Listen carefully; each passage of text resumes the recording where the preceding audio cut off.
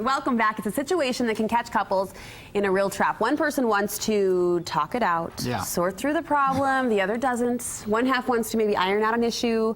The other not so much. I wonder who that normally falls in between the men and the women. How that works. Studio 5 relationship coach Matt Townsend has advice on what to do when your spouse withdraws. This is often referred to as sort of a passive aggressive, right? Yeah. Now, and if you're told you're passive aggressive, unless you're told by a therapist, you don't want to hear that because it's a serious thing. Passive aggressive is somebody that is aggressive, but in kind of an under the table way. And so a lot of times we're not really being passive aggressive. We're just being a withdrawer. So be careful. Don't label your partner or you may lose them. But it's this is the #1 cause of divorce. Really? Is this withdrawing, pursuing, this chase that we do with our partner? Well, I'm curious because you kind of joked as if you knew who it was, but who is the most common person to display the withdrawing behavior? The withdrawing behavior tends to be the men. I would have guessed that. And the women are the ones pursuing, trying to solve the problem, and men just back up. And they won't leave us alone. Yes, exactly. It's horrible. Anyway. Listen, I don't appreciate that finger. I gave you two there. I was like, that in your face. See, now you're aggressive. See, Matt's passive aggressive. He just backs up and doesn't do it. Whatever. He's thinking those I want to fingers. crush you. But it's a big deal because, and it's why we communicate. Women talk to fix stuff. They want progress, so let's talk. Men don't talk to progress. We do. We want to do something, so we'd rather walk away, especially if we've done something wrong. We don't want to talk about it. So what type of behaviors fall under this category? Some behaviors that you might term, this is actually some passive-aggressive behaviors, are silent treatments. When they sulk, they get quiet. They're actually fearful of competition. This is a true passive-aggressive. I really can't relate to any of this. Making chaotic situations, they obstruct, they procrastinate, and they kind of speak cryptically. Well, I mean, if you love me, you would want to go with me and not your family. It's cryptic. It's like, oh, so leave your family and come with me. But I wouldn't worry about that. We've got to figure out how to overcome this behavior, right? And these are a little more serious. Those are serious. Typical passive aggressive. If you see that going on, yeah, we probably need some more help. But subtle versions of those play into what you call the withdrawer. The withdrawer pattern. And the withdrawer pattern is the most typical pattern men will do when we start to feel unsafe in a relationship. We'll just tend to withdraw. 70% of the time, men are inclined to withdraw. Only 30% of the time do men pursue. So we're different. Women pursue 70% of the time and only withdraw a little bit. But so as you're listening to this, the big key, the first key to fixing this, we've got to fix it, right? The first key is each women, we should just withdraw a little more. If you would just flat out leave us alone. No, I'm going to get in trouble. No, just kidding. That's not bad. But you've got to recognize your rut. Okay? And it's not enough to just have your wife recognize that you're in a rut. You always withdraw. Why do you always withdraw? And it's all about him withdrawing. We've got to figure out, and so ladies, if you're listening, whoever's listening, you got to figure out a way that we can talk together about our rut. It seems like, honey, when we have an issue, we start this weird pursue-withdraw thing, and you seem to run away, and it scares me, so I chase you. Can we just talk about what that is? So you're putting yourself as part of the problem. So we're going to use lots of words like we, not you. We're not talking about your problems. You're not messed up. Why do you always withdraw? Why are you so broken? Nothing like that. The word messed up. Now that was a good one. That's messed up. See, the rut. Now ruts scare me because there's a quote that at the entry to the Alaskan wilderness preserve or whatever that says, "Choose your rut carefully because you will be in it for thousands of miles." Wow.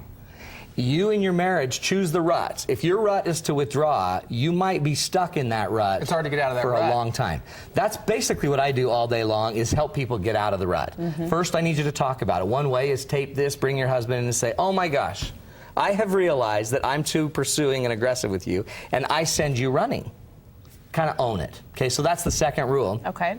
First, recognize the rut. Second, own your pattern. Own your part of the pattern. What you do, how you commonly handle it. So even if you're the pursuer, acknowledge it and say, hey, honey, I'm a pursuer. I want to correct this. And own it. See, what I like to do is normalize it. So when couples come in, I'm like, oh, yeah, you're a pursuer, you're a withdrawer. Welcome to the real world. You guys are jacked up, but you're normal. Yeah, and you're normally jacked up because 50% of the marriages end in divorce, and you're now in that realm. But just identifying it, just helping them own it. And normalizing. It's a totally normal behavior. The problem with it is it eventually makes us end up not together. We end up chasing, then we fight, then we withdraw. And then we are apart. And then the issues start to build up in between. And your rut gets deeper and deeper. And then we do it, so we dig the deeper rut. So own your part of it. If you know that your part of the pattern is that you're a chaser, own it. Start to give examples. You know what? Here's a great example of where I chased you. Do you remember when we were in Mazatlan? Do you remember that? And I just kept going on you about bring your towel, you're not using my towel, and I just chased you. And you remember we didn't talk for 2 days? That was me pursuing. And I drove you to withdraw. And just speaking from the perspective of someone who might occasionally withdraw, if I hear a spouse saying, I acknowledge I'm a pursuer, I acknowledge whatever, if they're owning part of that, it makes it easier for me. I feel safer in coming back out to confront the problem. And honey, we have slid into a really normal problem. And it drives us both crazy because you don't want me to chase you.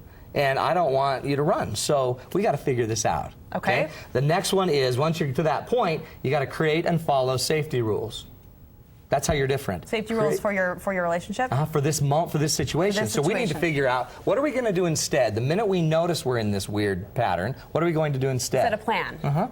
It's like if you know you're stuck in a snowbank, you can be stuck and keep pushing the gas, pursuers. Or you can be stuck in the snowbank and sit there and be so sad and quiet and can't believe it. Why me? Why am I always stuck in the snowbank and still be stuck? Choose your poison, but you're still stuck. At some point, we got to get out of it and fix it.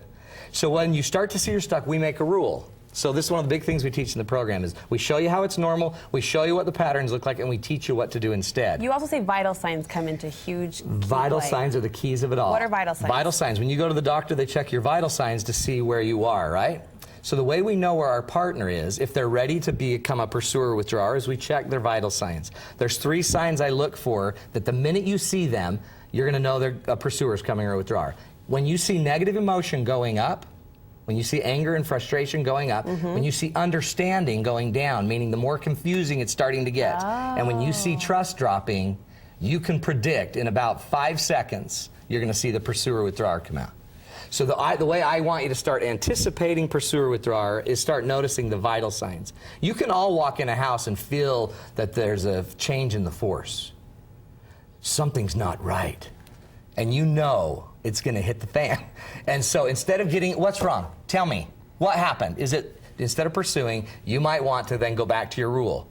Honey, I can see you're upset. Let's do our rule. Let's figure out Don't how you we're run. gonna get I out of won't the rut. chase, but would you be willing to talk about it for 5 minutes in a half hour? And this seems like really, there are 2 parts here, and so both people have to be doing something correctly to get the. We got to get them on it the all come same together. page. Love You it. got a communication workshop coming up? This is what we do. So if you.